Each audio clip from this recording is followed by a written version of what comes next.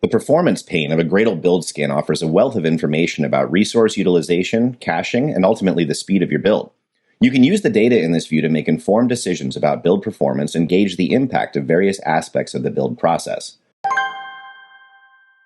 Maven users will have a slightly different set of details available to them. The first section, just called Build, provides a milestone overview of the build with the elapsed time spent in that milestone displayed to the right. Just like in other areas of the build scan, users can create a URL directly to a particular section of the build overview. Delays caused by JVM garbage collection activity as well as details on peak heap utilization are displayed at the bottom of the summary. Maven scans will contain milestones that are specific to Maven builds. For instance, goal execution is listed instead of task execution. The configuration section is available for Gradle builds and provides granular metrics on all of the steps involved creating the build configuration and task graph.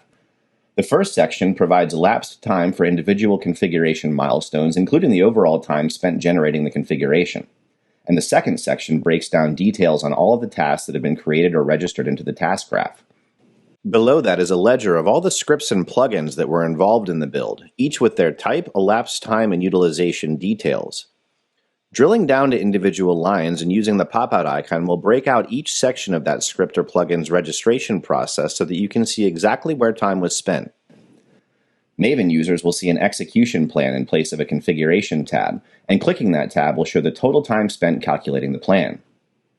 Both Maven and Gradle users can click Dependency Resolution to show the amount of time spent resolving dependencies. Gradle users will be able to see the split between dependencies resolved during configuration versus execution. Maven users will be able to see the network activity that took place during dependency resolution, including the amount of data downloaded and the total number of network requests. Gradle users will find a similar view under the network activity heading.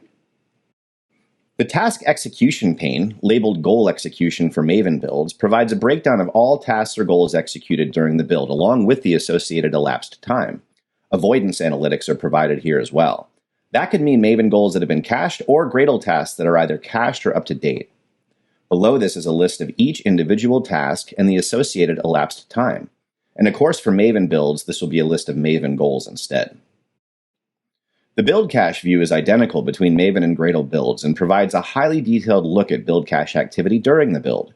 A breakdown of local and remote cache hits versus misses is provided first, followed by drill down details for each. The amount of time spent packing files for cache or unpacking from cache is provided as well. Users can search here for opportunities to improve the overall cacheability of the project being built. Gradle users will see a daemon section which will provide some details about the Gradle daemon used to build the project. You can see how long the daemon has been running, how many previous builds have been run using it, and whether any other daemons were running. Finally, Gradle users will also be able to see some performance settings as well as pointers for improving performance. You can tell whether the build ran via a Gradle daemon, if it took advantage of parallel task execution, and if there are opportunities to improve cacheability. Watch episode 7 of this series where we'll introduce the tests section of the build scan.